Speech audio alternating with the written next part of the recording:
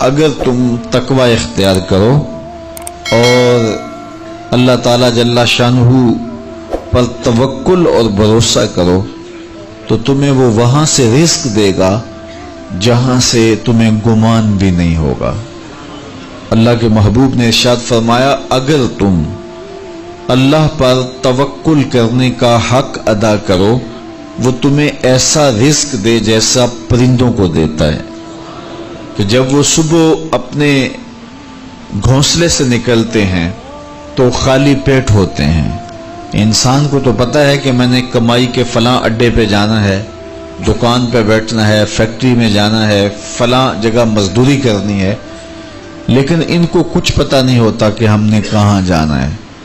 لیکن فرمایا کہ جب صبح نکلتے ہیں تو خالی پیٹ ہوتے ہیں اور جب واپس شام کو پلٹتے ہیں تو ان کے پیٹ بھرے ہوئے ہوتے ہیں۔ پھر جس کی جو ضرورت ہے اللہ اس کو وہ نصیب کرتا ہے۔ سارے پرندے ایک جیسی غذا نہیں لیتے، اسی طرح مختلف جو اللہ تعالیٰ نے مخلوقات پیدا کی ہیں ان سب کی اغذیہ ایک جیسی نہیں ہے۔ کچھ پرندے کچھ کھاتے ہیں، کچھ کھاتے ہیں، اللہ سب کو ان کی ضرورت باہم پہنچاتا ہے۔ بلکہ میں کہا کرتا ہوں یہ جو ہنس ہے یہ دنیا کے اندر لاکھوں کی تعداد میں، کروڑوں کی تعداد میں پائے جاتے ہیں اور یہ سچے موتی کھاتے ہیں، اور ہم اگر کسی دوائی میں استعمال کرنے کے لیے ہمیں مطلوب ہوں تو ہزاروں لاکھوں روپے دے کے ہم کسی سے لیں تو پھر بھی بعض کا یقین نہیں ہوتا کہ یہ خالص ہیں یا ناخالص ہیں۔ لیکن اس جانور کو اپنے پیٹ بھرنے کے لیے یہ موتی روزانہ صبح و شام چاہیے ہوتے ہیں، اور ایک جانور نہیں دنیا کے اوپر کروڑوں ہیں، میرا رب ہر روز ہر ایک کی ضرورت کو پورا فرماتا ہے۔ تو جس کی جو ضرورت ہے وہ پوری ہوتی ہے۔ بن توکل پنچھی اڑ دے خرچ نہ پلے زیرا ہو، جب وہ گھر سے اڑتے ہیں تو تروح حماسن، جب وہ اڑتے ہیں تو خالی پیٹ ہوتے ہیں، وتغدو بتانن، اور جب وہ شام کو آتے ہیں تو ان کے پیٹ بھرے ہوئے ہوتے ہیں۔ تو کوئی اڈا رزق کا مخصوص ان کے لیے نہیں ہے، اور سب سے اچھا کھاتے ہیں۔ وہ جو امرود کا باغ ہوتا ہے اس میں اگر آپ دیکھنا ہو کہ سب سے اچھا میٹھا امرود کون سا ہے تو وہ ہوگا جس کو طوطے نے چونچ لگائی ہو، چونکہ یہ سب سے اچھا پھل پورے باغ میں، ایک نہ ہوتا ہے ایکسپورٹ کوالٹی، یہ اس سے بھی بہتر کوالٹی لیتا ہے۔ تو اللہ تعالیٰ نے اس کے لیے سب سے اچھا رکھا ہوا ہے، تو اللہ نے یہ انتظام کیا ہوا ہے۔ تو فرمایا میرے حضور نے اگر تم اللہ پر توکل کرنے کا جو حق ہے اس کو ادا کر دو تو وہ تمہیں بھی ایسے ہی رزق عطا کرے جیسے پرندوں کو رزق عطا کرتا ہے، اگر توکل تمہیں نصیب ہو جائے۔ حضرت رابعہ بصریہ کہ ہاں مہمان آئے تو انہوں نے خادمہ نے کہا حضرت مہمان آئے ہیں تو ان کے لیے کیا کیا جائے، کہا انہیں کھانا کھلاؤ۔ تو کہا کہ حضرت صرف ایک روٹی پڑی ہوئی ہے، تو مہمان 4-5 ہے، کم از کم 8-10 روٹیاں چاہیے۔ تو فرمایا اچھا اس روٹی کو اللہ کی راہ میں خیرات کر دو، تو خیرات کر دیا گیا۔ تھوڑی دیر کے بعد دروازے پہ دستک ہوئی، من الباب، دروازے پہ کون ہے؟ کہا فلاں کا فرستادہ غلام ہوں، میرے آقا نے آپ کے لیے کھانا بھیجا ہے۔ خادمہ نے کھانا وصول کیا اور کپڑا اٹھایا، گنا تو 4 روٹیاں تھیں، تو خادم سے کہا جلدی جلدی اس کو واپس کر دو، اس کے آقا نے کسی اور گھر بھیجا ہوگا، یہ غلطی سے ہمارے گھر آ گیا۔ کھانا واپس کر دیا۔ پھر دروازے پہ دستک ہوئی، پوچھا من دق الباب، دروازہ کس نے کھٹکھٹایا؟ کہا فلاں کا فرستادہ غلام ہوں۔ خادمہ نے کھانا وصول کیا، حضرت رابعہ نے کپڑا اٹھایا تو گنا تو 6 روٹیاں تھیں، کہا اس کے آقا نے کسی اور بھیجا ہوگا، یہ غلطی سے ہمارے گھر آ گیا۔ کھانا واپس کر دیا۔ پھر دروازے پہ دستک ہوئی تو پوچھا دروازے پہ کون ہے؟ کہا فلاں آقا کا بھیجا ہوا غلام ہوں، اور انہوں نے کہا یہ کھانا حضرت رابعہ کو دے کے آنا ہے۔ تو خادمہ نے وصول کیا، حضرت رابعہ نے کپڑا اٹھایا، گنا تو 10 روٹیاں تھیں، کہا ہاں یہ کھانا ہمارا، اس کو رکھ لو اور مہمانوں کو کھلا دو۔ کہا حضرت پہلے 2 بھی تو آپ کا ہی نام لیتے تھے اور اسی دہلیز پہ آئے تھے۔ کہا میرے رب کا وعدہ ہے جو 1 دیتا ہے میں اس کو 10 دیتا ہوں۔ تو پہلے 4 روٹیاں تھی، پھر 6 روٹیاں تھی. میں نے کہا مالک 10 دے گا تو تیری بندی وصول کرے گی. تو اگر اس پہ توکل قائم ہو جائے، اس پہ بھروسہ قائم ہو جائے، تو پھر یرزقہ من حیث لا یحتسب، وہ وہاں سے دیتا ہے جہاں سے بندے کو گمان بھی نہیں ہوتا. تو توکل اللہ پر قائم کیجئے گا. کاروبار ضرور کیجئے گا. توکل یہ ہے کہ آپ وہ کام ضرور کریں، لیکن کہیں کہ یہ میرے کام کا نتیجہ نہیں مجھے مل رہا، یہ میرے اللہ کا فضل مجھے مل رہا ہے. تو پھر دیکھنا کہ اللہ تعالیٰ کیسے راستے کھولتا ہے. تو جب انسان اللہ کے فضل پر توکل قائم کر لیتا ہے تو پھر کام کاج ضرور کرتا ہے، لیکن اس کی زندگی کی جو ٹینشن ہے وہ ختم ہو جاتی ہے. بندہ کہتا ہے کہ یہ ہے تو میں کرتا ہوں، تو یہ نہیں ہوگا تو یہ نہیں ہوگا، بس وہ جتنا کر سکتا ہے وہ کرے، باقی چھوڑ دے اس پہ، تو پھر وہ خزانہ غیب سے نصیب فرمائے گا. اچھا، حضور علیہ السلام نے ایک اور چیز ارشاد فرمائی، بلکہ اپنی امت کے لیے دعا دی. اللہم بارک لامتی فی بکورہا، اے اللہ میری امت کے لیے صبحوں میں برکتیں ڈال دے.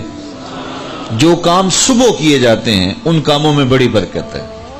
جو کام جو ہے وہ دیر سے کیے جاتے ہیں، رات کو کیے جاتے ہیں، دوپہر کے بعد کیے جاتے ہیں، ان میں وہ برکات نہیں رکھی گئی جو حضور کی دعا سے صبح کے کاموں میں برکت رکھی گئی ہے. تو اس لیے آپ اپنے کام کاج میں جو ہے وہ صبح کو اس کا آغاز کیجئے، پھر دیکھنا کہ برکتوں کے قافلے کیسے اترتے ہیں. اس لیے کہ میرے حضور کی دعا کبھی مسترد نہیں ہوتی. اجابت کا صحرا، عنایت کا جوڑا، دلہن بن کے نکلی دعائے محمد صلی اللہ علیہ وسلم. اللہم بارک لامتی فی بکورہا، اے اللہ میری امت کی صبحوں میں برکتیں ڈال دے. تو جو کام صبح کے وقت کیے جاتے ہیں اس میں برکت رکھی گئی ہے. اگر آپ چاہتے ہیں کہ ہم آسودگی حاصل کریں تو پھر اپنے کاموں کا آغاز صبح سے کیجئے. اللہ اکبر، اس کی برکات آپ کو نصیب ہوگی. اور ایک اور بات ارشاد فرمایا کہ جو چاہتا ہے کہ اس کی عمر میں برکت ہو اور اس کے رزق میں برکت ہو، 2 چیزیں جو چاہتا ہے، جو یہ چاہے کہ اس کے رزق میں اور اس کی عمر میں برکت ہو، اور یہ ہر بندہ چاہتا ہے، تو میرے حضور نے فرمایا کہ وہ اپنے رشتہ داروں کے ساتھ سلوک اچھا کرے، صلہ رحمی کرے. بعض اوقات ہوتا ہے کہ وہ رشتہ داروں کا رویہ اچھا نہیں ہوتا. میں آپ کو بتاؤں کہ سب سے بہتر صدقہ کون سا ہے؟ سب سے بہتر صدقہ وہ ہے جو ناراض مفلس رشتہ دار کو دیا جائے. سب سے افضل صدقہ، چونکہ اس میں نفس شامل نہیں ہوگا. بندہ کہے گا آپ شریکوں کو دیں، یہ پہلے ہمارے مخالف اور کھڑے ہو جائیں گے، لیکن وہ کسی وجہ سے وہ ہو مجبور گئے، مفلس ہو گئے.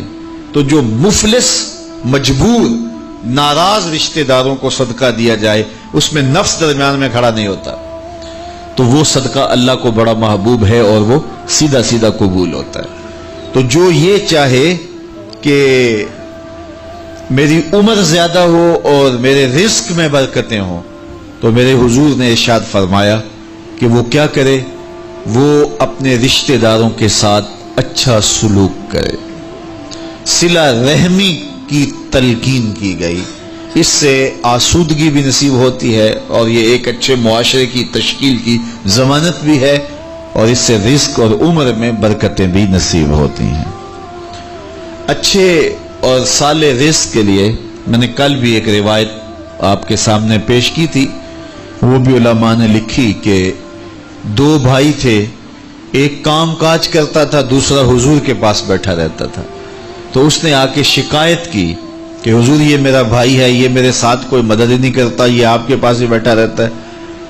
تو حضور نے فرمایا کہ شاید اللہ اس کے صدقے سے تجھے رزق دیتا ہو.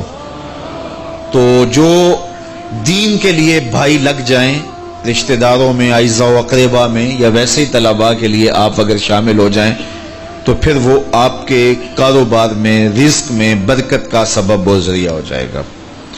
ایک اور چیز حضور نے فرمائی، حل تنصرون و ترزقون الا بدعفائکم، فرمایا تمہیں جو رزق دیا جاتا ہے اور بعض امور میں تمہاری مدد کی جاتی ہے اور مشکل حالات ہوتے ہیں، حالات ٹال دیے جاتے ہیں، میرے حضور نے فرمایا تمہیں پتہ ہے وہ ایسا کیوں ہوتا ہے؟ حل تنصرون و ترزقون، تمہیں جو رزق بھی دیا جاتا ہے، بعض اوقات ایسا ہوتا ہے ایک بندہ بڑی محنت کرتا ہے نتائج نہیں ملتے، ایک بندے کی تھوڑی محنت ہوتی ہے لیکن دروازے کھلتے چلے جاتے ہیں، مشکل میں پھنس جاتا ہے، کوئی ایسا سبب لگ جاتا ہے کہ راستے کھل جاتے ہیں، تو بندہ کہتا ہے کہ پتہ نہیں یہ کیا ہوا، تو حضور نے فرمایا کیا جانتے ہو حل تنصرون و ترزقون، تمہاری یہ جو مدد ہوئی اور تمہیں جو رزق کی کشادگی عطا کر دی گئی یہ کیوں ہوئی ہے پتہ ہے؟ الا بدعفائکم، کہا تم معاشرے کے جن کمزور لوگوں کی مدد کی ہے یہ ان کی دعاؤں کا نتیجہ ہے۔ اپاہج، کمزور، لاچار، اراملہ، یتامہ، مساکین، یار جب کوئی شخص کسی یتیم کی مدد کرتا ہے اور ان کے گھر میں چولہا جلتا ہے تو عرش کا رب کتنا راضی ہوتا ہے۔ جب کوئی دکھیے کے کام آتا ہے اور اس کی اعانت کرتا ہے تو پھر وہ راضی ہو جاتے ہیں۔ غریب پھنسے ہوئے ماں باپ، گھر بیٹی جوان ہو رہی ہے اور بڑھاپے کی طرف اس کا رخ ہو رہا ہے اور ان کے پاس ہمت نہیں ہے کہ ان بیٹی کو اٹھا سکیں، تو کوئی صاحب ثروت چپکے میں جا کے ان کی مدد کر دیتا ہے کہ تیری بیٹی میری بیٹی ہے اور اس کو تو نے گھر کی دہلیز سے اٹھانا ہے، تو پھر وہ ایک دم خوش ہو جاتا ہے اور آسودہ ہو کے اس کا انتظام کرتا ہے اس کی شادی کا۔ تو کوئی جانتا ہے کہ اس بوڑھے ماں باپ کے دل سے کتنی دعائیں نکلتی ہیں اور اس جو ہے وہ بیٹی کے دل سے کتنی تمنائیں اور کتنی جو ہے وہ نیک جذبات ان اشخاص کے لیے ہوتے ہیں جو ان کی مدد کے لیے کھڑے ہوئے۔ تو کوئی اس کا وزن ہے؟ کوئی وزن نہیں کر سکتا کہ اللہ تعالیٰ اس کی برکت کتنی عطا کرتا ہے۔ تو میرے حضور نے ارشاد فرمایا تمہیں جو رزق دیا جاتا ہے، مصائب سے تمہیں بچا لیا جاتا ہے، آتی آتی تکلیف ٹل جاتی ہے، تمہاری نصرت دشمن کے مقابلے میں ہوتی ہے، حاسدین کے مقابلے میں تم کھڑے ہو جاتے ہو، فرمایا تمہیں پتہ ہے یہ تمہیں کیوں ایسا ہوتا ہے؟ فرمایا الا بدعفائکم، جو تمہارے معاشرے کے کمزور لوگ ہیں جن کی تم نے مدد کی، فرمایا یہ ان کی دعاؤں کا نتیجہ ہوتا ہے۔ ان کے اٹھے ہوئے ہاتھ اللہ کبھی خالی نہیں موڑتا ہے۔ اس لیے لاچار لوگوں کی، دکھی لوگوں کی، بے بس اور بے آسرا لوگوں کی مدد کے لیے کھڑے ہو جایا کرو۔ وہ کسی نے کہا تھا کہ بڑوں کی